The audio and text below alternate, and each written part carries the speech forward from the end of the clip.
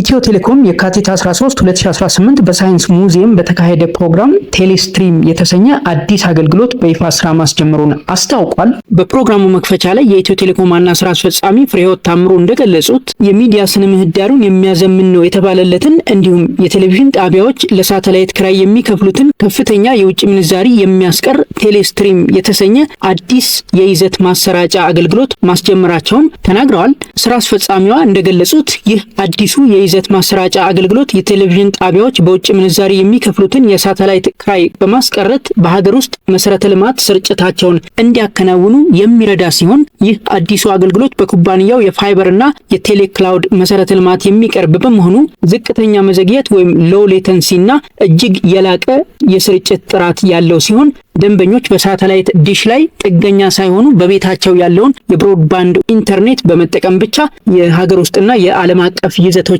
መመልከት እንዲችሉ የሚያደርግ መሆኑን ተናግረዋል።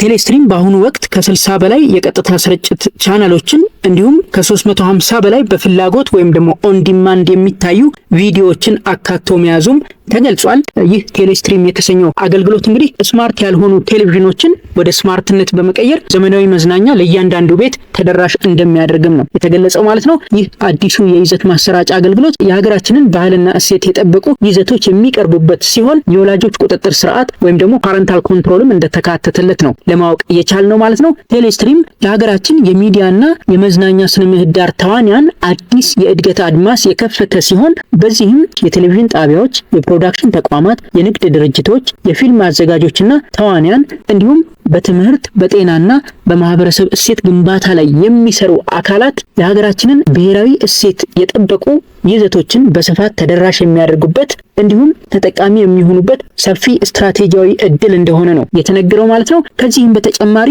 ቴሌስትሪም ለግለሰቦችና ለቤተሰቦችም እጅግ የላቀ የዲጂታል መዝናኛ ተሞክሮ የሚያበረክት እንደሆነ ነው የተገለጸው ማለት ነው። የቴሌስትሪም አገልግሎት ምስሎችን እስከ 4K ባለ ጥራት ወይም ደግሞ እስከ 4K በሚደርስ ጥራት በማንኛውም የአየር ሁኔታ ያለመቆራረጥ ይዘቶችን መመልከት የሚያስችል እንደሆነ ነው የተገለጸው ማለት ነው። ቴሌስትሪም ለመስራት ኢንተርኔት ያስፈልገዋል ወይም ደግሞ የዋይፋይ ወይም የብሮድባንድ ኢንተርኔት ያስፈልገዋል። ይህንን የኢንተርኔት አገልግሎት ደግሞ ቴሌስትሪምን ስንገዛ አብሮ በሚሰጠን ሲም ካርድ አማካኝነት እናገኘዋለን ማለት ነው። ሴት ቶፕ ቦክሱ ሲም ካርድ ይቀበላል። በዛ ሲም ካርድ አማካኝነት የኢንተርኔቱን አገልግሎት እናገኛለን ማለት ነው። ሲም ካርድ ትወስዳለች እንደምትመለከቱት፣ አንቴናም አላት እንደምትመለከቱት። እቺ ሴት ቶፕ ቦክስ እንደ ራውተርም እንደ ዲኮደርም ሆና ታገለግላለች ብዬ ነው የማስበው። ከቴሌቪዥኑ ጋር በኤችዲኤምአይ ኬብል ትገናኛለች። ከዛ በኋላ ፔር የምናደርግበትን ኦፕሽን ደግሞ እዛው ላይ ይናገራል። ስለዚህ ይህንን የቴሌስትሪም አገልግሎት ስንገዛ በንድልድ የሆነ ወይም ደግሞ ጥቅል ነገር ነው የሚሰጠን። ሴት ቶፕ ቦክሱ አለ ወይም ደግሞ ይሄ ዲኮደሩ አለ። ያ እንደ ራውተርም ያገለግላል ማለት ነው። ሲም ካርድ አለው አብሮ። ቦክስ ውስጥ ደግሞ 2 ሪሞት ኮንትሮል አለ፣ ኤችዲኤምአይ ኬብል አለ። ቴሌቪዥኑን ከሴት ቶፕ ቦክሱ ጋር የምናገናኝበት እንዲሁም ሴት ቶፕ ቦክሷ ወይም ደግሞ እቺ ዲኮደሯ ፓወር ስለሚያስፈልጋት ለሷ ደግሞ የፓወር አዳፕተር አለ ማለት ነው። ከዘመን ገበያ ላይ ወይም ደግሞ በአቅራቢያችን በሚገኙ የኢትዮ ቴሌኮም የሽያጭ ማዕከላት ማግኘት እንደምንችል ነው የተገለጸው ማለት ነው። ዘመን ገበያ ላይ ገብተን ቴሌስትሪም ብለን ሰርች ብናደርግ በዚህ መልኩ ያመጣልናል። እንደምትመለከቱት ዋጋውን ይናገራል። ቴሌስትሪም ኤስቲቢ እና ዋይፋይ እና ሲም ካርድም አብሮት እንዳለ ነው የሚናገረው። ትንሽ ወደ ታች ስክሮል አድርገን ስንመለከት እንደምትመለከቱት እዚህ ጋር ዝርዝር መረጃውን ያሳያል። መግለጫ ይልና ቴሌስትሪም ኤስቲቢ ይላል። ይሄ ሴት ቶፕ ቦክሱ 2GB ራም እንዳለው፣ ሮሙ ደግሞ 16GB እንደሆነ፣ ኔትወርክ ዋይፋይ እና 4G ሲም ካርዱ 4G ይመስለኛል እሱ አብሮ እንደሚሰጥ ነው የሚናገረው። ሴት ቶፕ ቦክሱ አለ፣ ሪሞት ኮንትሮል አብሮት አለ፣ ፓወር አዳፕተር እና ዲኮደሩን እና ቴሌቪዥኑን የምናገናኝበት ኤችዲኤምአይ ኬብል አብሮ ይኖራል ማለት ነው። ሮሙ ደግሞ ወይም ኢንተርናል ስቶሬጁ ደግሞ 16GB እንደሆነ ነው የሚናገረው። ይህንን ይገልጻል። ክፍያው ምን ያህል እንደሆነ ይናገራል። ይህንን ክፍያ እንግዲህ በአንድ ጊዜ ለመክፈል የሚከብዳችሁ ከሆነ በዳውን ፔመንት ሊሆን የሚችልበት ሁኔታም እንዳለ ነው ያገኘሁት መረጃ የሚያሳየው። ስለዚህ ዳውን ፔመንቱን የምትፈልጉ ከሆነ በአቅራቢያችሁ ወዳለ ሾፕ ሄዳችሁ መጠየቅ ትችላላችሁ። ይህንን ኢኒሺያል ፔመንት ከከፈላችሁ በኋላ ደግሞ በየወሩ ለሰርቪሱ የምትከፍሉት ክፍያ ሊኖር ይችላል ብዬ አስባለሁ።